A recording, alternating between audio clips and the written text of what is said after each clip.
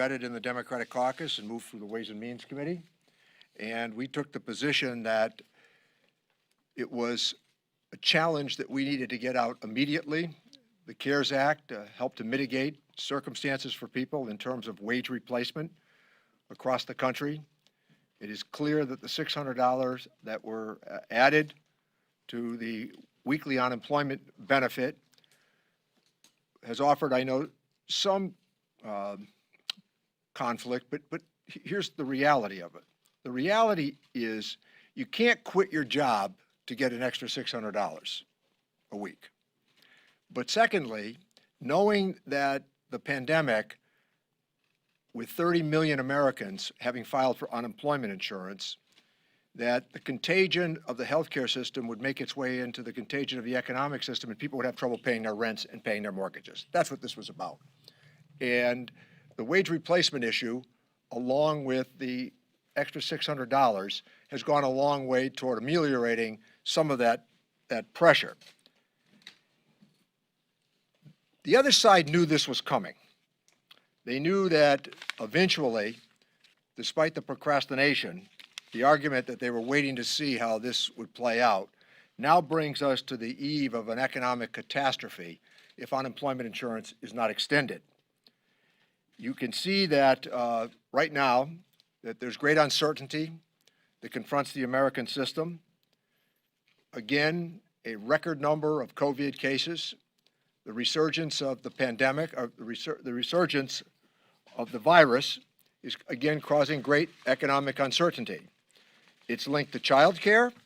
It's linked to a chaotic system of how states deliver unemployment compensation. But what is important to remember is, to this moment, the United States Senate has refused to act. Complacency would be the worst strategy to adopt right now. I think of all the issues that we were able to put together in the CARES Act, including the retention tax credit, unemployment insurance, aid for our hospitals, what was really the most successful endeavor was unemployment insurance, largely because it addressed the issue of liquidity in the system, and because people need the sustenance of day-to-day life, it also helped to create consumer demand. Those were the important considerations. We can't lose the momentum that we developed in the CARES Act by not getting immediately to the HEROES Act. They can't say that they haven't had time to vet this. 2 months and 10 days, they've had to go through this. The evidence was overwhelming about the pandemic. It wasn't getting better. It reached the ceiling for a while, began to slow down, but I would remind all that the governor of Connecticut has taken a different position today. The governor of Massachusetts has taken a different position now on out-of-state visitors. And this is part of where we find ourselves, whether it's in California, Texas, or Florida. The truth is that the recovery is going to be slow, largely because we're still in the stages of stability and relief. So I think the unemployment insurance issue is not only compelling, it's overwhelming. And Chairman Davis has had a great deal to do with this. He has said time and again during our get-togethers, our Zoom calls, he believes that this is one of the most important things that we did, and he's really made a big contribution through the subcommittee that helped to write this. Chairman Danny Davis. Thank you, Chairman Neal. You know, these past months have demonstrated with unblinking charity the impact of systemic racism on every aspect of our society. I'm not going to mince words. A Republican failure to continue the $600 a week federal unemployment supplement would represent a racially discriminatory action, period. Any way you cut it, any way you look at it. African Americans and Latinos make up a disproportionate share of essential workers, of those hospitalized by the virus, of those dying from the virus, and of those facing evictions to just simply stay in their homes. We cannot allow Republicans to take a colorblind position on who is harmed by cutting off the $600 supplement for unemployed workers. Unemployed individuals don't work because they can't work. They can't work because it's dangerous for them to work. They can't work because there is no work. And they can't work because there's no child care for them, no place to take their children.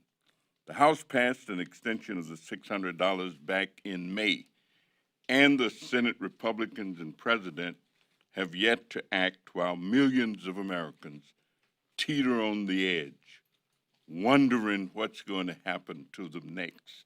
Will they be able to make it through the next week, through the next month?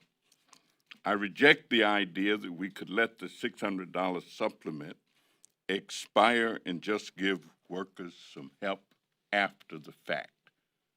One thing I know is that retroactive benefits are not the same. You can't eat retroactivity.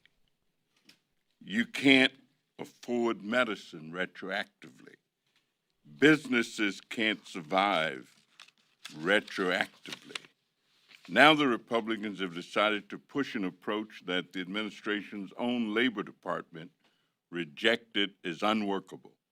So if the Republican plan can't work, then the stark reality is that the Republican plan remains cutting off the $600. What kind of leader punishes unemployed workers in the midst of a crisis? The harm to families and businesses is not theoretical.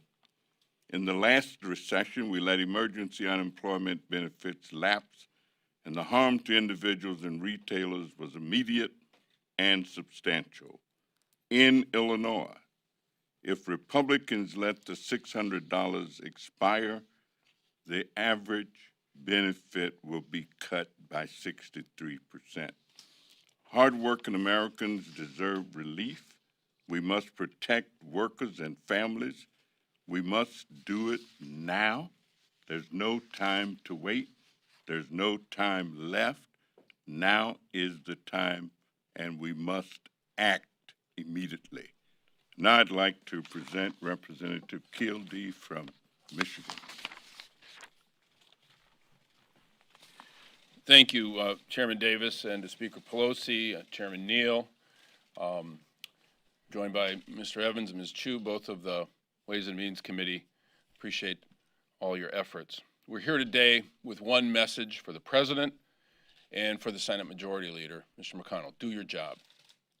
Millions of Americans are at risk of losing everything that they've worked for, and the only thing holding them together has been this unemployment benefit, and the only thing that prevents them from keeping it is the inaction of this President and of the United States Senate. COVID-19 is simultaneously an economic crisis and a health crisis. 140,000 Americans have lost their lives. 40 million American workers have lost their jobs. These simultaneous crises are far from over.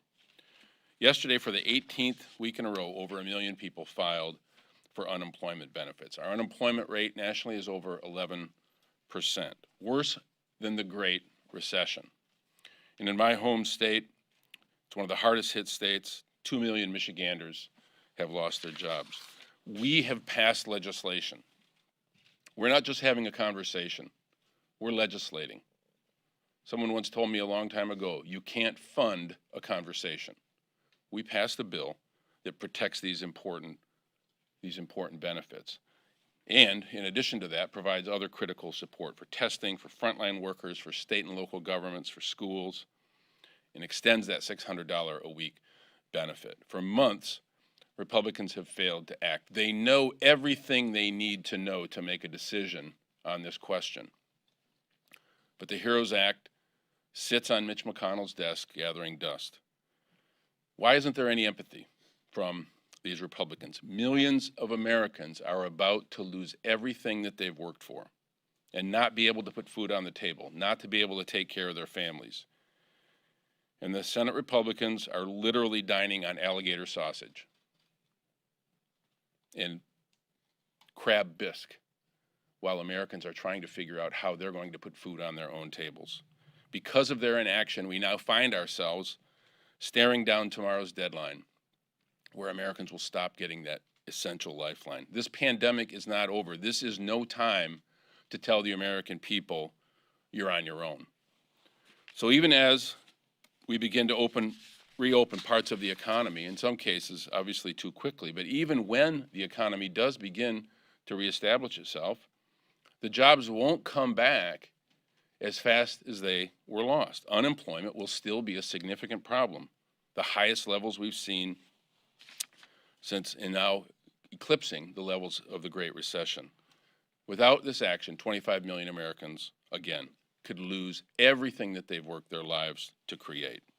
Every one of these dollars matters to these families. And as Chairman Neal said, this is not just about supporting those families, but this supports the American economy. Imagine taking away this lifeline. It not only put those families in jeopardy, but it takes significant spending power out of the economy. Without this unemployment benefit, unemployment goes up in this country, and the problem gets worse.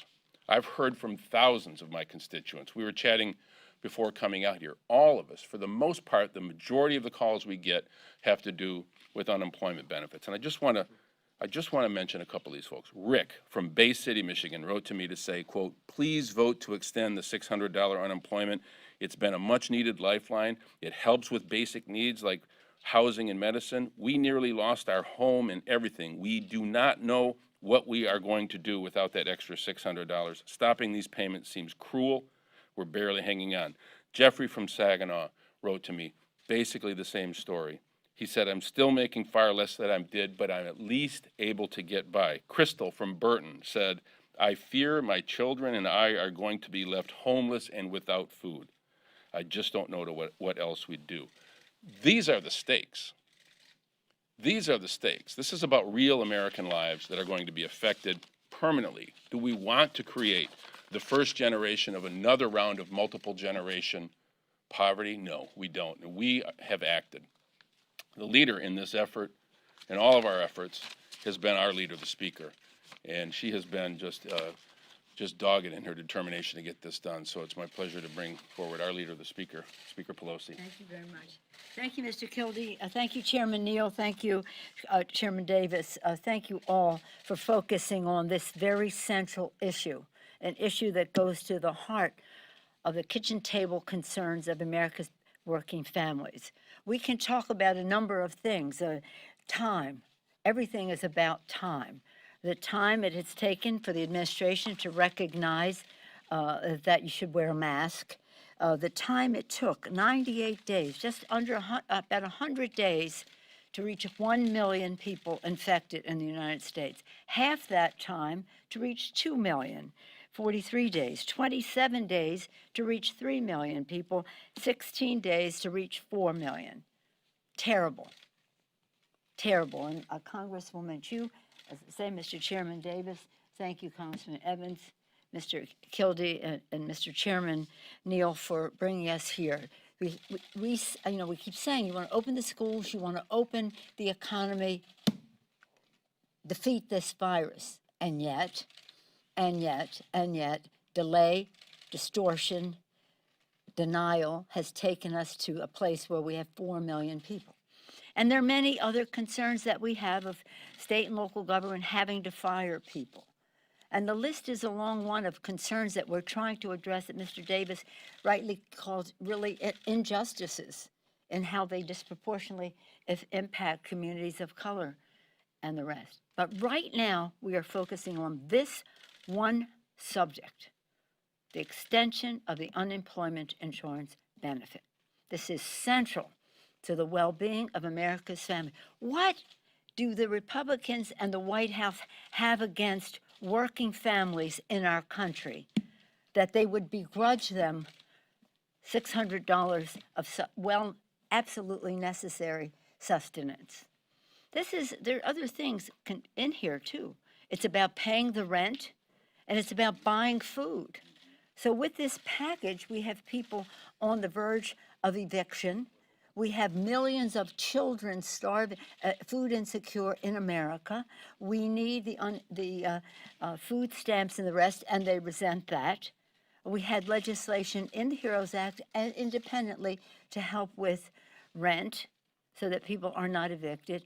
And we have this money in the unemployment benefit. So I thank the members of the Ways and Means Committee for always recognizing the connection between our policy and the health and livelihood, the lives and livelihood of America's working families. Again, as Mr. Kildee said, we hear calls all the time, people crying on the phone, crying on TV, crying, they're in pain. It's about their dignity and how they meet the needs of their children. And why? And why? Because the Republicans are derelict in their duty, taking off for the weekend instead of being ready all these months without preparing something to begin with. When we had our offer, they make their offer. Now 2 months and 8-10 days have gone by, and where are they? And where is their offer, which earlier this week they said we would see in 24, 48 hours? They're in disarray, and their disarray is causing great, great damage to America's working families. This is an alarm that needs to be sounded as loudly as possible about what are we doing here if we are not addressing the needs of people who have lost their jobs through no fault of their own. And as Mr. Davis said, they tell them to go to work, you're an essential worker, you must go to work. And when you go to work and there are no protections, you have no recourse. And if you don't go to work because you're afraid that you're going to bring the infection home to your children, you don't get unemployment insurance. But Mr. Neal, the distinguished chairman, he has always been there for the people who need it the most, as countered by the Republicans who are there for people who have the most. So when they talk about $600, I want to review the fact that they put $2 trillion onto the national debt to give a tax break to the wealthy, 83% of the benefits to the top 1%. I'll close prayerfully, quoting St. Augustine. Some of you have heard me say this almost every day. St. Augustine, 1,700 years ago, he said, any government that is not formed to promote justice is just a bunch of thieves. Let's use our time to remove all doubt that we're going to do the right thing by the American people so they can meet the needs of their families. Everybody wants to talk about being family friendly. Let's not squawk about $600. With that, I yield back to the distinguished chair of the committee, or whoever's leading the way here. Questions? Questions? Please. Will you pass a bill to invoke a short-term renewal of these benefits so that they don't lapse for Americans? Speaker's call, but I will tell you this, the Ways and Means Committee intends next week to hold a hearing on unemployment insurance. Yeah, let me just say this. We have food stamps in there, and they're like, what? You want more money for food stamps? We have housing in there. What? You want money for housing? We have this benefit in there.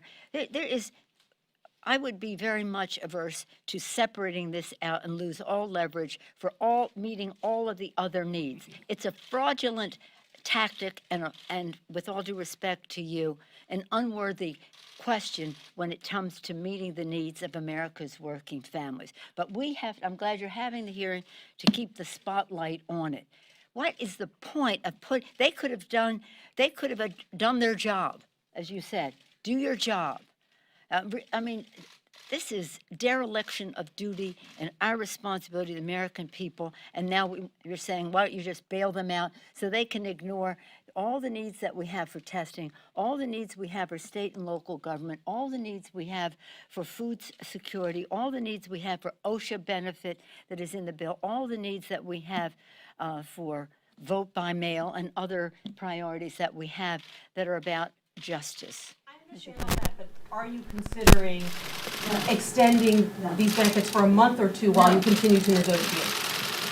No. point being, the Republicans have every bit of information they need to make the decision. You understand? No. You know, for people who are at home, but what should people, you know, people who are at home wondering how they're gonna afford their groceries next week? Pass the bill. That's the bill. And a That's good it. bill. I mean, that's the thing. It's a really a good piece of legislation if you go through it with the retention tax credit and all. It's really a good piece of legislative work. It's a tactic in order not to honor our other responsibilities. That's right. We will not be a party to their tactic. If it's on this subject, let's stay on this subject, and I'll be happy to answer any other questions. It's on the subject, so I guess it's with anyone, but Republicans, Senate Republicans want to keep their bill within $1 trillion. Given money for education, more money for PPP, et cetera, when you bring in the unemployment insurance benefit of another $600, do you think it is possible to extend that benefit at that level and keep a bill within $1 trillion? And what we said to the Republican, I'm going to tell you something. This is deadly serious. A house is burning down in terms of the economic security of America's families, and these people are fiddling wherever they may be this weekend. So when you talk about, well, they want to do $1 trillion, so how can we do $600 for those in the most need when they got other things they want to do? That's why Chuck and I, the distinguished leader and I said to them, put your bill on paper. Put your bill on paper, and then we'll see what you have included and what you have left out. And then the American people will see what you have included and what you have left out. But I'm telling you, you can't have any more patience. You know, it's a wonderful thing I read. It's amazing how much patience people can have with other people suffering. Well, we don't have that patience on our side of the aisle.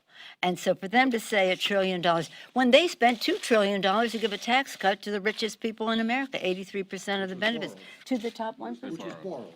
They borrowed the And they borrowed it. They heaped it on the backs of our children for future generations. So let us see what their $1 trillion gets them. And what are they excluding? They have nothing for state and local, where people are working, healthcare professionals, food suppliers, transit workers, teachers, sanitation workers, people who make our system run.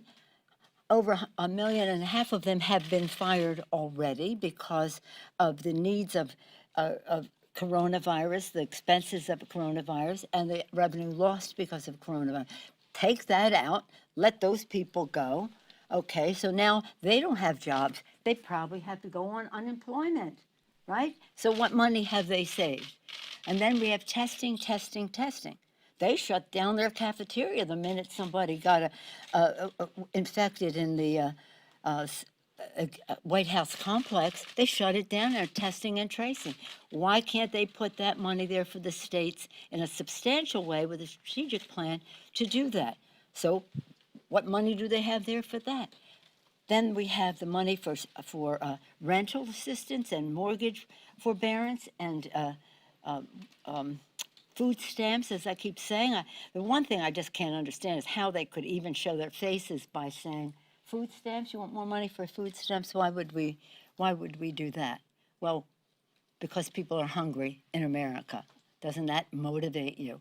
So $1 trillion, our bill, 3.4, mean and lean. It's everything we need. It's nothing extra.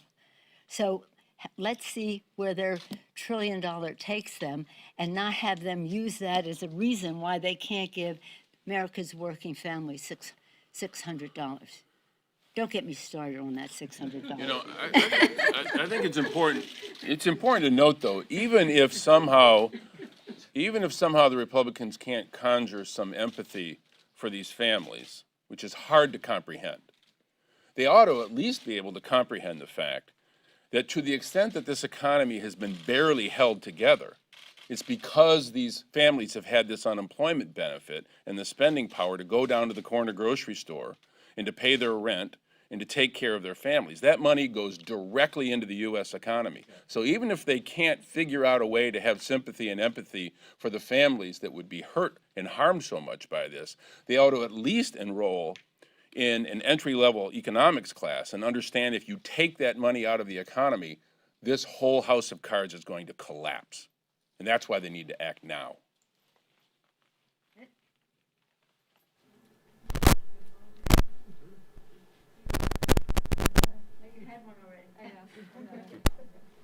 Thank you. On the issue of price tag, the HEROES Act passed 2 months ago plus, and conditions have changed on the ground, obviously. And We need more money. that was my question. Is 3.4 enough, given that a lot of parts of the country are suffering more than they were 2 months ago? And where would that be? I know you mentioned that education could use more. If I may use your question, but to pivot from what Mr. Kildee was saying, we are a consumer economy. Our economy, it grows and succeeds and is strengthened by the consumer confidence that is there. They should know that. At the same time as they are spending trillions of dollars to bolster the stock market, so it has a floor, and that's not a bad thing. We should be spending trillions of dollars to have a floor for America's working families because it's the right thing to do, but it's also the most pragmatic thing to do in order. You put money into businesses. If you ain't got no customers, it's no use having money to pay the rent and the staff if there's no business. So this money is spent. It's needed. It's spent. It injects demand into the economy, and it creates jobs. So I just wanted to go back to your point. Okay, on education, for example, we need much more money. We had $100 billion in for education. We also knew that wasn't really quite enough, but we were trying to be lean and mean with the budget. And they came in with 105 this week, and they said, well, you have 500. But, of course, you have to see where they want to spend that money. But we probably need double that much. At least double that much for education, for one thing. But by and large, we're in pretty good shape with what we have in the budget if we could spend it now. Now, they want to do zero for state and local. Really? Tell it to the governors and mayors, across county executives across the country. We have to have that money. They're not going to be at $1 trillion.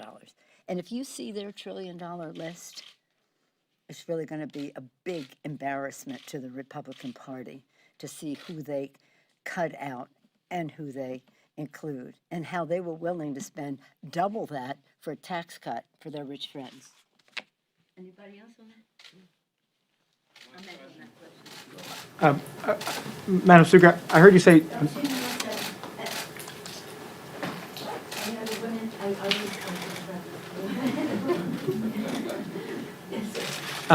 Directed to you, but anybody can answer. And I'm following up on Nancy's question. I heard you say no multiple times, but isn't this issue on a different level in the sense that it is immediate, it is going to expire, and that some of the other things, while also important, funding for elections and funding for education, isn't going to have the effect that Mr. Kildee has described his constituents are worried about? Well, if you were going to be evicted at the end of this month, you might not think the same way.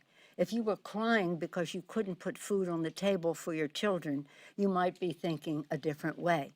That's why we have to have these, actually, a safety net for the capitalist system. Everybody says it's a safety net. It's a capitalist system safety net, so that they can wheel and deal and freewheel. And then in the cycle of things, when people need help, there's a safety net for the capitalist system. So if we're going to have a capitalist system, which I fully support and want to strengthen, we strengthen it by removing all doubt that when things go one way or another, people are not going to have to explain to their children why they don't have food on the table. So this is very important. So you want to see how many people will be on the street being evicted because they cannot pay the rent? And then they can't pay the rent exponentially because they're not getting the $600. I'm just going to lighten up the mood here. I'm going to tell you this. Carl Reiner, great, you're all too young to know, but he was a great comedian, and his son, Rob Reiner, meathead, maybe you're too young for that as well. Anyway, he died, a great comedian in his 90s, 98 years old. So I called his son, Rob, who is a comedian too. I called Rob. Rob, darling, this is Nancy Pelosi. I'm calling to wish you and Michelle my condolences. I'm so sad. Your father was so funny and so wonderful. I had the occasion to hear him. This man says, I think you have the wrong number. I said, really? I'm so sorry. I thought this was Rob Reiner's. He said, well, I know who Carl Reiner is and I know Rob Reiner is, but I think you have the wrong number. I said, well, I'm so sorry. Where do I talk to my staff about this? And he says, but I'm so glad you called me. I have one question for you. I said, well, what is that? He said, am I going to get my $600?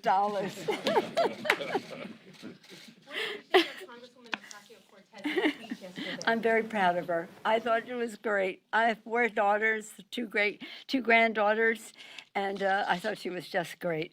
It was, what she said is what we all know. A president of the United States who gives license to people to speak that way, who are at ease with that kind of disrespect, condescension, and the rest, and in keeping what the president was saying about his fear-mongering for women who live in suburbia and how he treated that. Fear-mongering, discrimination, disrespect, condescension. I was very proud of her. Thank you all very much. I have to go to my day job. Guidelines on